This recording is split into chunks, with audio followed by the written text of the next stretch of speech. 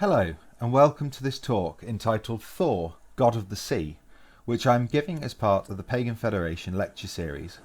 The title is deliberately provocative and designed to make us consider the god of thunder from a different angle. Thor is not the first deity that comes to mind when we think of the sea, and as one of the pantheon's major gods, his influence extends far beyond the waves. Yet there are elements in the tales of Thor, particularly that of his infamous fishing trip and his deadly feud with Jormungandr, that make an exploration of his nautical connections warranted. This talk will address two key questions. The first, more straightforward question, is what are Thor's connections with the sea? The second, more nuanced question, is should Thor be considered to be a sea deity? Before addressing these questions, let us start with a brief overview of Thor's general characteristics for those who may not be familiar with the Norse pantheon. The Prose Edda describes Thor as being second only to Odin in the pantheon. Thor is the foremost of them. He is called Thor of the Azir, or Okathor. He is strongest of all the gods and men. He has his realm in the place called Thrundvanga, and his hall is called Bliskinir. In that hall are 500 rooms and 40. That is the greatest house that men know of. It is thus said in Grimnismal, 500 floors and more than 40. So reckon I Bliskinir with bending ways. Of those houses that I know of hall-roofed, my sons I know the most. Thor has two he-goats that are called Tooth-gnasher and Tooth-gritter, and a chariot wherein he drives. And the he-goats draw the chariot, therefore he is called Okathor.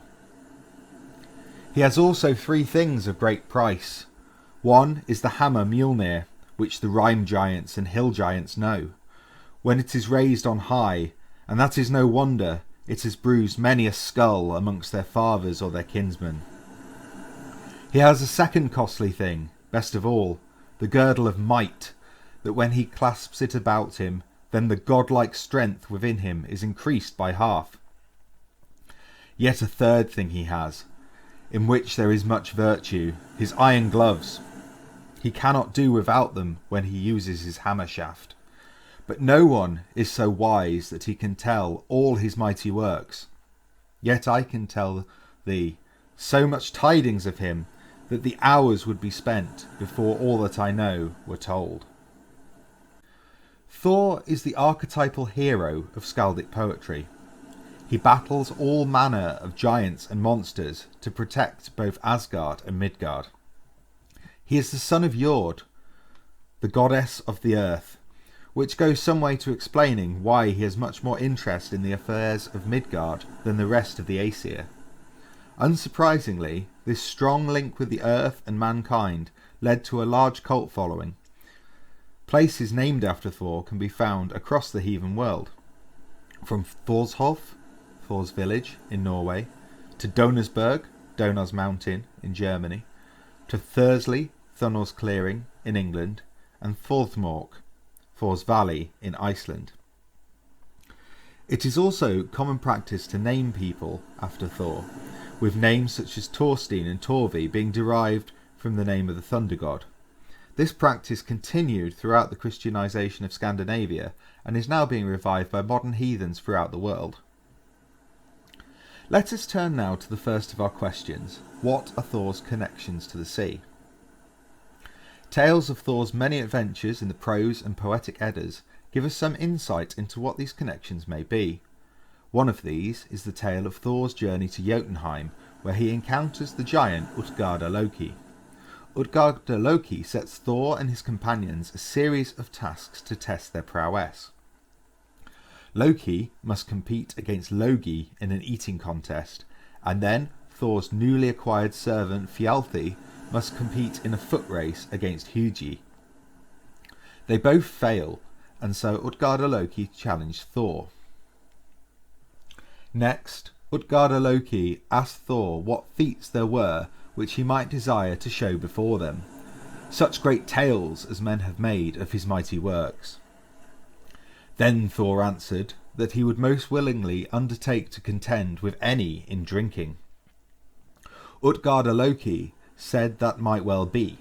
He went into the hall and called his serving boy, and bade him bring the sconce horn which the henchmen were wont to drink of.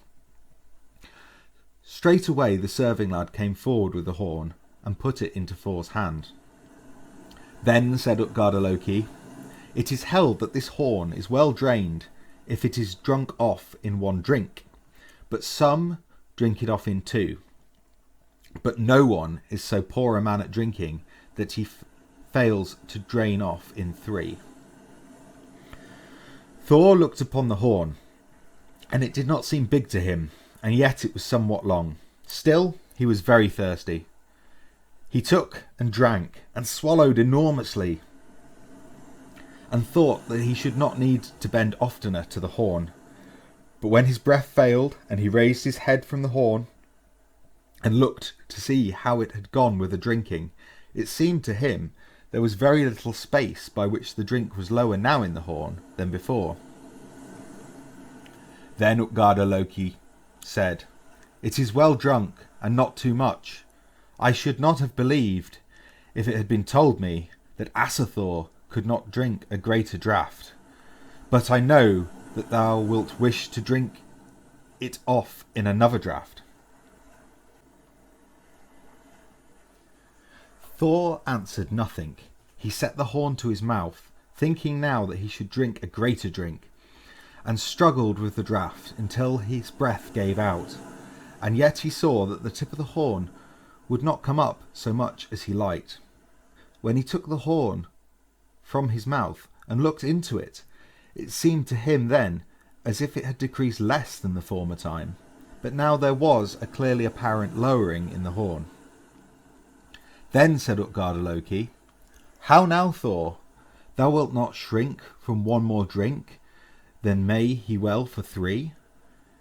If thou now drink the third draught from the horn, it seems to me as if this must be esteemed the greatest. But thou canst not be called so great a man here amongst the Aesir call thee, if thou give not a better account of thyself in the other games than it seems to me may come of this." Then Thor became angry, set the horn to his mouth, and drank with all his might, and struggled with the drink as much as he could, and when he looked into the horn, at least some space had been made. Then he gave up the horn, and would drink no more. Then said Utgarda, "Now it is evident that thy prowess is not so great as we thought it to be, but wilt thou try thy hand at more games? It may readily be seen that thou gettest no advantage hereof." Thor answered, "We'll make trial of yet other games, but it would have seemed wonderful to me when I was at home with the Aesir, if such drinks had been called so little. But what game will ye now offer me?" Then said Utgarda, "Young lads here are wont to do this, which is thought of small consequence. Lift my cat up from the earth. But I should not have been able to speak of such a thing to Thor if I had not seen that thou hast far less in thee than I had thought." Thereupon there leaped forth on the hall floor a grey cat, and a very big one. And Thor went to it, and took it with his hand down under the middle of the belly, and lifted up. But the cat bent into an arch just as Thor stretched up his hands, and when Thor reached the very utmost, then the cat lifted up 1 foot, and Thor got the game no further advanced. Thor is then set further challenges in which he must wrestle an elderly lady. As with the previous challenges, he cannot win. At this stage, it is not obvious what any of these trials have to do with the sea. However, all is not as it seems, and when Utgarda reveals the truth the next morning, we discover that the sea was very much involved in Thor's first 2 challenges. At morning, as soon as it dawned, Thor and his companions arose, clothed themselves, and were ready to go away. Then came there Utgarda and caused a table to be set for them. There was no lack of good cheer, meat, and drink. So soon as they had eaten, he went out from the castle with them, and at parting, Utgarda Loki spoke to Thor and asks how he thought his journey had ended, or whether he had met any man mightier than himself. Thor answered that he could not say that he had not got much shame in their dealings together. But yet I know that ye will call me a man of little might, and I am ill content with that. Then said Utgarda Loki, Now I will tell thee the truth, now that thou art come out of the castle, and if I live and am able to prevail, then thou shalt never again come into it. And this I know, by my troth, that thou shouldst never have come into it, if I had known before thou hadst so much strength in thee, and that thou shouldst so nearly have had us in great peril. Moreover, when thou didst drink from the horn, and it seemed to thee to go slowly, then, by my faith, that was a wonder which I should not have believed possible. The other end of the horn was out at sea, but thou didst not perceive it. But now, when thou comest to the sea, thou shalt be able to mark with a diminishing thou hast drunk in the sea. This is henceforth called ebb tides. And again he said, It seemed to me not less noteworthy when thou did lift up the cat, and to tell thee truly, then all were afraid who saw how thou didst lift 1 foot clear of the earth. That cat was not as it appeared to thee. It was the Midgard serpent, which lies about all the land, and scarcely does its length suffice to encompass the earth with head and tail. So high didst thou stretch up thine arms, that it was then but a little way more to heaven. The horn from which Thor was drinking would not empty because the other end was in the sea, and by drinking as much as he did, he lowered the sea level and created the tides. Of course, with modern science, we know that the tides are caused by the gravitational effects of the sun and moon and the rotation of the earth. But the link made between Thor and the tides in this story is an indication that the seas are an area in which he has a modicum of influence. The second challenge Thor faces, in which he lifts the cat, who is in fact Jormungandr, the Midgard serpent, is the beginning of a long-running and eventually mutually destructive feud between the son of Odin and the son of Loki. This feud is resumed in the tale that has become commonly known as Thor's fishing trip. This story is one of the most widely attested in Norse mythology. It is described in both the Poetic and Prose Eddas, as well as other 9th and 10th century skaldic poetry, and depictions of it can be found on 4 different Viking-era picture stones: Altuna and Ardre 8 in Sweden, Herdum in Denmark, and the Gosforth Cross in England. Whilst there are slight variations in the descriptions and depictions of the tale, as would be expected given their origins in an oral tradition, the many surviving attestations indicate that this tale was of particular importance to our heathen ancestors. The Hymskvitha, Lay of Hymir, in the Poetic Edda, tells the tale of Thor and Tyr travelling to the hall of Tyr's father, the giant Hymir, to acquire a kettle large enough for Aegir to brew enough ale for all of the Aesir to enjoy.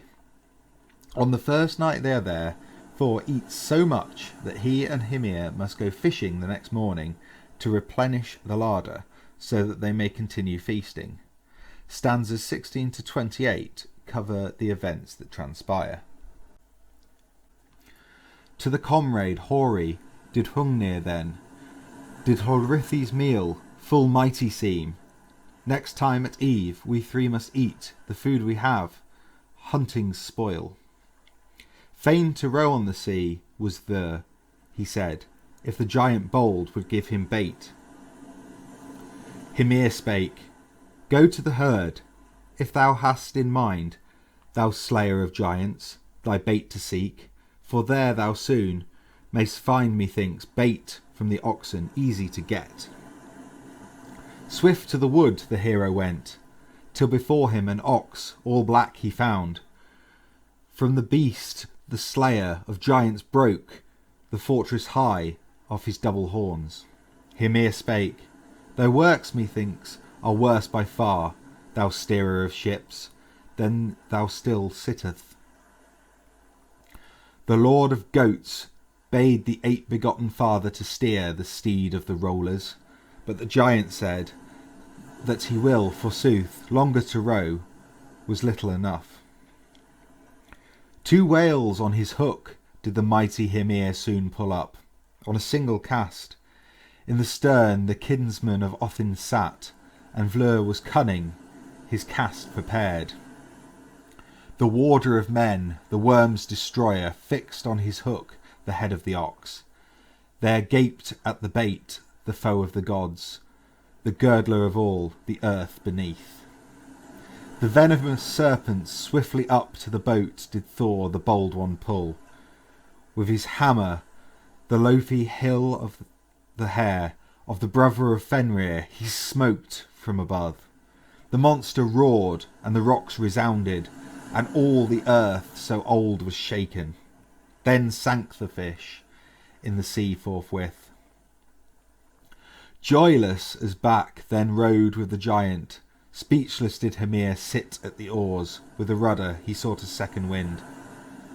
Hymir spake, the half of our toil wilt thou have with me, and now make fast our goat of the flood. Or home wilt thou bear the whales to the house across the gorge of the wooded glen. Heathenry stood, and the stem he gripped, and the seahorse with water awash he lifted, oars and bailer, and all he bore with the surf swine home to the giant's house. Upon returning, Hymir states that despite Thor's antics in the boat, he can only truly be called strong if he can break Hymir's chalice, something he eventually does by smashing it against Hymir's skull. Thor and Tyr obtain the kettle, slay some giants, and then return to Aegir with their prize so that he can begin brewing his famous ale. These tales are not the only things that connect Thor to the sea. As the god of storms, he has influence over the weather, something that can drastically alter the maritime environment, affecting not just our ancestors who traversed the waves using sail and oar, but also seafarers today. There is also at least one linguistic clue to Thor's association with the sea. The Icelandic word for cod is Thorskr, literally Thor's fish. The reason for this name is sadly lost, but could be a reference to an association that was known to our ancestors. Finally, Thor is the son of Jord, a goddess who is the personification of the earth. As water covers 71% of the earth's surface, it would seem logical that the sea would be of great significance to Jord, and therefore by association to her son, Thor. To summarise the answer to our first question then, the main things that connect Thor to the sea are his influence over the tides and the wind, his running battle with the Midgard serpent that inhabits the ocean, and his position as the son of Jord, the Earth Mother. Turning to our second question, should Thor be considered to be a deity of the sea, we will begin by returning to the story of the infamous fishing trip. There are key tropes in the tale that reflect aspects of Viking-era Scandinavian society. The composite image of the picture stones tells a wordless tale of 2 fishermen in a boat. These men are engaging in an important and iconic activity to Scandinavian culture of all times. They are collecting food at sea. Whilst the Eddic version of the tale adds more context as to who the characters are and gives some background as to why they are fishing, they are still engaged in the age-old, everyday activity of fishing for food. This is something that would have been very familiar to our heathen ancestors, particularly in Scandinavia, where the topography is less conducive to farming, foraging and hunting, and therefore the sea was a more crucial source of sustenance.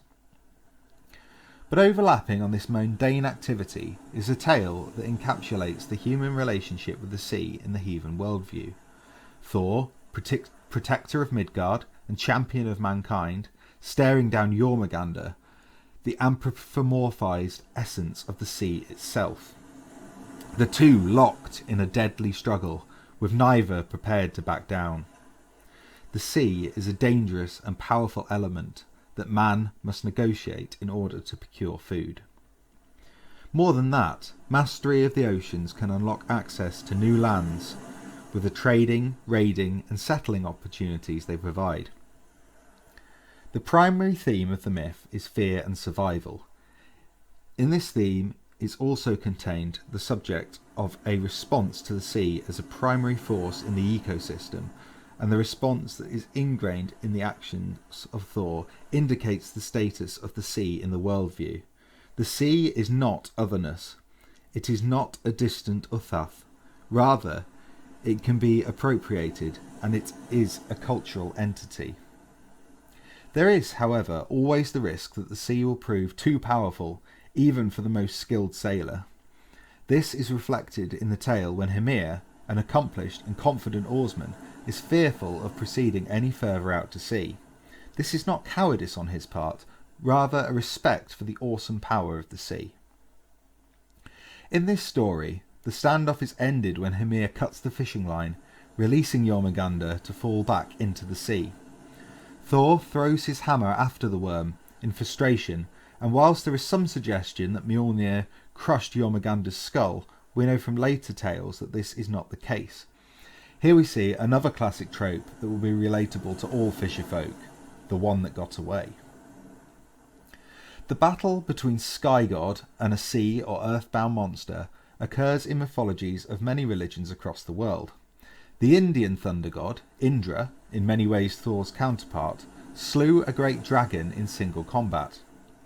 In Christianity, the Lord with his sore and great and strong sword shall punish Leviathan, the piercing serpent, even Leviathan, that crooked serpent, and he shall slay the dragon that is in the sea. The common theme of these myths seems to be that the sky and thunder god, the being of enormous strength who defends mankind, does battle with a terrible monster threatening man's destruction. One notable exception to this pattern comes from Greek mythology, where Oceanus, the personification of the sea, does not rise up with his fellow titans against Zeus, and is in many ways an ally of the thunder god.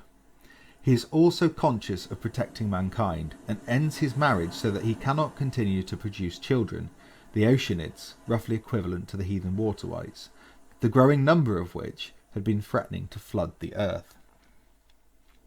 Something that sets the heathen thunder god versus monster myth apart from others is that whilst like the others the monster dies, so too does the thunder god. The long-running battle between Thor and the Midgard serpent will come to its conclusion at Ragnarok. Völuspur foretells their final battle. Hither there comes the son of Hothin. The bright snake gapes to heaven above. Against the serpent goes Othin's son. In anger smites the warder of earth. Forth from their homes must all men flee. 9 paces fares the son of Fjorgyn, and slain by the serpent, fearless he sinks. The serpent will spit venom at Thor, who will strike Jormungandr dead, before himself succumbing to the effects of the venom and dying, leaving behind his children to take up Mjolnir, and therefore his role as the protector of the gods and mankind in the new world that rises from the ashes of Ragnarok. In a modern context, the death of Thor and Jormungandr by each other's hand can be seen as a stark warning. If we see Thor as a metaphor for mankind and Jormungandr as a metaphor for the sea, then the message is clear. If we continue to destroy the sea will destroy us. The events at Ragnarok may be fated, but that does not mean they cannot be delayed. If we can build a mutually beneficial relationship with the sea rather than a mutually destructive one, we can do our small part in ensuring the end of the world does not come any sooner than it needs to. Here we see that it is not Thor, but his adversary Jormungandr, who represents the sea itself in the tales of their encounters. The kennings used to describe Thor's nemesis further support this view. Bragi calls Jormungandr the end thread of all lands. Olvir Hutha calls him the encircler of all lands. And Eystein Valdason calls him the earth thread. These kennings suggest that Jormungandr represents a spiritual quality of the ocean. As well as being a creature of the sea, Jormungandr can also be understood as being an aspect of the sea.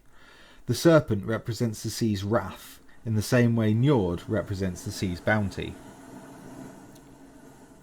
We have seen then that Thor has several connections to the sea, but unlike Ran, Aegir and Jord, who are traditionally seen as the sea deities of the Norse pantheon, Thor never represents the sea, rather he represents mankind's endless battle to tame it. For this reason, I conclude that he is not a god of the sea, at least not in the literal sense. But this leaves us with a conundrum. There is evidence for Thor having a strong connection with the sea, but also evidence that he is not strictly a sea deity. How then can we explain the thunder god's relationship with the ocean? Calling on Thor for protection at sea was commonplace amongst heathen sailors, a practice that even continued into the Christian period. The sagas record a Viking who, though a Christian, always called on Thor at sea. Thor is a deity that keeps the Midgard serpent at bay, and so sailors call on him to protect them from the beast's wrath. As he was for these early sailors, Thor is a deity I connect with most when at sea on the surface. As the protector of Midgard, he is one of the deities that is most accessible and sympathetic to human concerns, and so connecting with him is easier than many other deities in most environments. I look to him for protection from the elements, for favourable tides, as in the myths he created them from drinking from Utgarda Loki's horn, and for mild weather, as this too is something that falls within his influence. To use an age-old nautical phrase, fair winds and following seas. I have experienced storms at sea where I have feared for my life, particularly in the South Atlantic and the Antarctic ice convergence zone, where the conditions are particularly unforgiving. I gave offerings to Thor at these times to get my shipmates and myself safely through these storms, as well as to Skadi to keep the icebergs away from our hull. And as I am here to tell the tale, I can only assume he looked favourably on us. When at sea, I wear a Mjolnir pendant for Thor's protection, as well as a gold coin for Ran should the worst happen. It's therefore my conclusion that Thor is not a god of the sea, but he is in fact a god of seafarers. In the stories of his battles with Jormungandr, he represents mankind. When taken literally, the story of his fishing trip has him gathering food at sea whilst battling treacherous conditions, something that has been done by seafarers since humans first took to the waves. Finally, he is the protector of mankind, and this protection is regularly sought by his followers when at sea. That concludes this evening's talk. I hope that you have found it informative and that it has inspired you to think about Thor in a new way. If you have enjoyed what you have heard here, then you might be interested in my latest book, Heathenry The Sea, which explores many aspects of our relationship with water as humans and as heathens, by examining how water featured in the spiritual worldview of our ancestors from the earliest humans, through the heathen period and into the Christianisation of Europe, whilst also bringing the discussion right up to date with the experiences of modern heathens, as well as some of the scientific explanations for these intrinsic connections with water. The book is available on Amazon. I've put the link in the description of this video, as well as all the references I've drawn upon for this evening's talk. You will also find a link to the charity PaganAid, whose latest fundraising campaign is aimed at protecting the marine environment by fundraising for the Rivers Trust and the Wildlife Trusts. Finally, let us finish with these words in honour of Thor, which reference his nautical qualities. Hail Thor, a fisherman's friend, a sailor's guide, giving fair winds and following seas to those who earn your favour. You are no stranger to the storm-twisted enclosure of man. From Hymir's boat you stalked the serpent.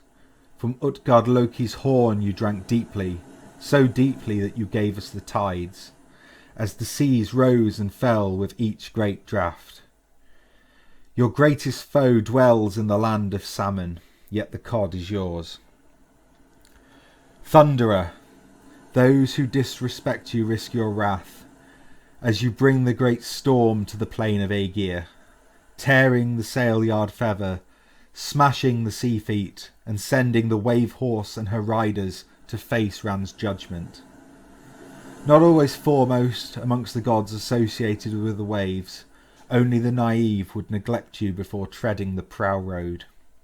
Hail the Thunderer, hail the Serpent's bane, hail Thor!